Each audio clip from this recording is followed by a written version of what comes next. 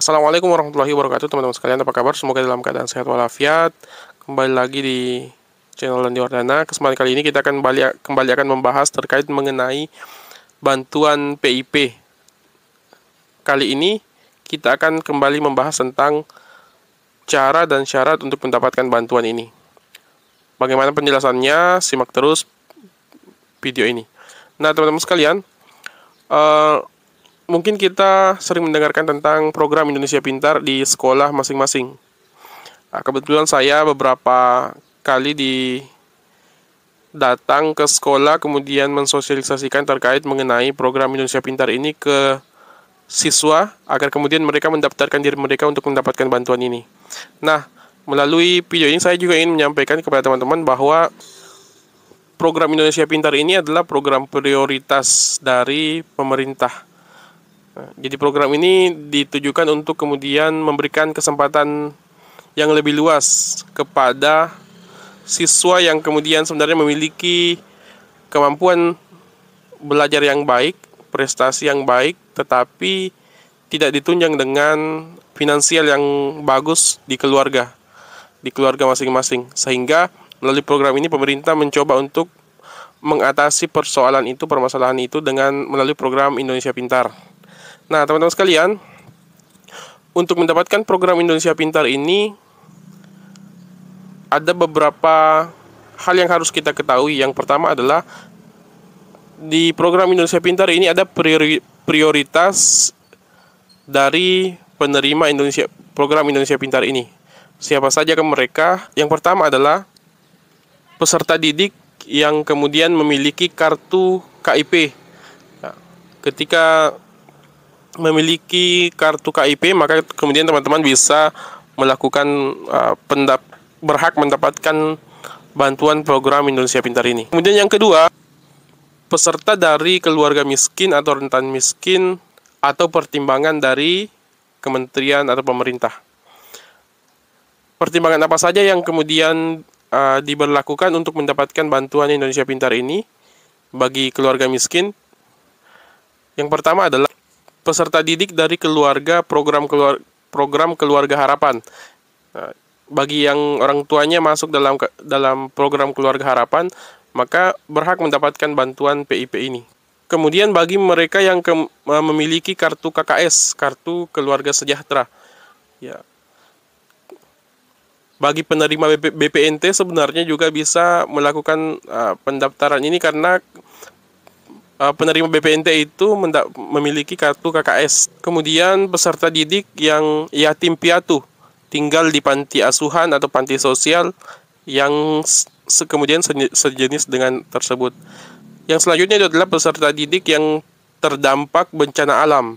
Kemudian peserta didik yang sudah tidak bersekolah atau drop out, tapi kemudian masih diharapkan untuk bersekolah.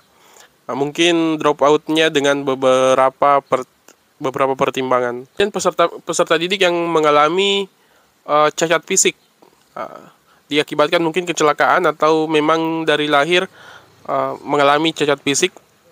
Inilah yang kemudian dapat memperoleh bantuan PIP ini dari pemerintah melalui Kementerian Pendidikan. Dan kemudian peserta didik yang sekolahnya itu di sekolah yang non formal, semisalkan di homeschooling ataupun tempat kursus dan lembaga-lembaga pendidikan yang lainnya.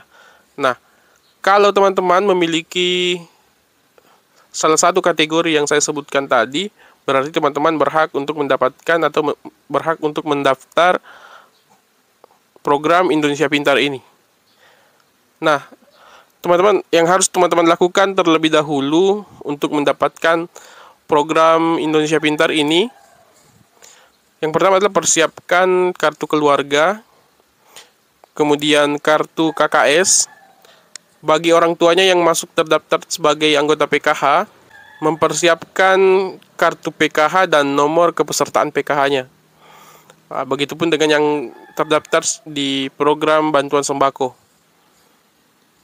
Selanjutnya itu siapkan SKTM, surat keterangan tidak mampu. Bagi yang tidak memiliki kartu KKS boleh menggantinya dengan surat keterangan tidak mampu. Selanjutnya itu silahkan persiapkan raport teman-teman, ya, raport SD, SMP, dan SMA. Bagi yang masih SD, masih baru-baru masuk sekolah di SD, maka kemudian ya untuk syarat ini tidak diperuntukkan untuk yang baru masuk SD. Ini hanya untuk yang SMP ke atas. Nah, teman-teman sekalian, apa yang harus teman-teman lakukan? Yang pertama, untuk mendaftar bantuan Indonesia Pintar ini, yang pertama adalah silahkan bawa persyaratan tadi ke sekolah, kemudian melakukan pendaftaran melalui operator Dapodik ataupun melalui sekolah yang kemudian menangani bantuan program Indonesia Pintar ini. Jadi untuk mendapatkan program Indonesia Pintar ini hanya melalui sekolah, tidak ada cara lain selain melalui sekolah. Kemudian yang kedua adalah teman-teman juga harus mendaftar di DTKS. Di DTKS itu data terpadu kesejahteraan sosial dari Kementerian Sosial. Sekarang itu lebih mudah untuk mendaftar di DTKS. Tinggal teman-teman datang ke kelurahan, kemudian membawa kakak, kemudian mendaftarkan diri untuk masuk ke dalam data terpadu kesejahteraan sosial. Nah, setelah kemudian teman-teman mempersiapkan datanya tadi, ya, datang ke sekolah, bertemu dengan penanggung jawab program Indonesia Pintar ini, karena setiap sekolah itu akan ada penanggung jawab dari program Indonesia Pintar ini. Lakukan pendaftaran di situ, maka kemudian nama teman-teman akan dicatat sebagai calon usulan penerima PIP di sekolah tempat teman-teman belajar. Nah, melalui usulan itu, nama teman-teman akan dimasukkan ke daftar usulan, dan kemudian nama teman akan dimasukkan ke Dapodik beserta dengan nomor KKS dan persyaratan-persyaratan yang teman-teman tadi sudah siapkan, yaitu diserahkan ke pihak penanggung jawab PIP itu.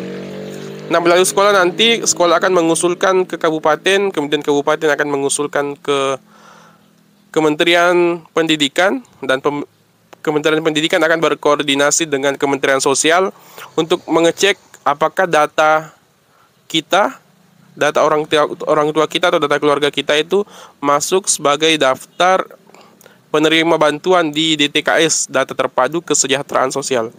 Karena sekarang teman-teman perlu diketahui bahwa untuk mendapatkan semua bantuan sosial itu harus melalui koordinasi dengan Kementerian Sosial. Harus melalui koordinasi dengan Kementerian Sosial, tentunya harus terdaftar di data terpadu kesejahteraan sosial. Nah, untuk masuk ke data terpadu kesejahteraan sosial itu secara manual tadi, teman-teman bisa langsung ke kantor desa untuk kemudian melaporkan dengan membawa KK masing-masing. Dan bisa juga secara mandiri teman-teman melakukan pendaftaran di DTKS ini, yaitu melalui aplikasi Cek Bansos. Teman-teman tinggal membuat akun di aplikasi Cek Bansos itu, kemudian mendaftar. Setelah itu menunggu verifikasi dari Kementerian Sosial untuk mendapatkan bantuan itu.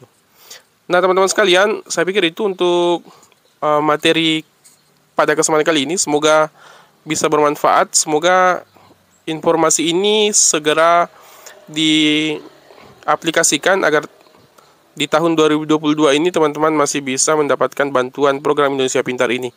Terima kasih, semoga bermanfaat. Assalamualaikum warahmatullahi wabarakatuh.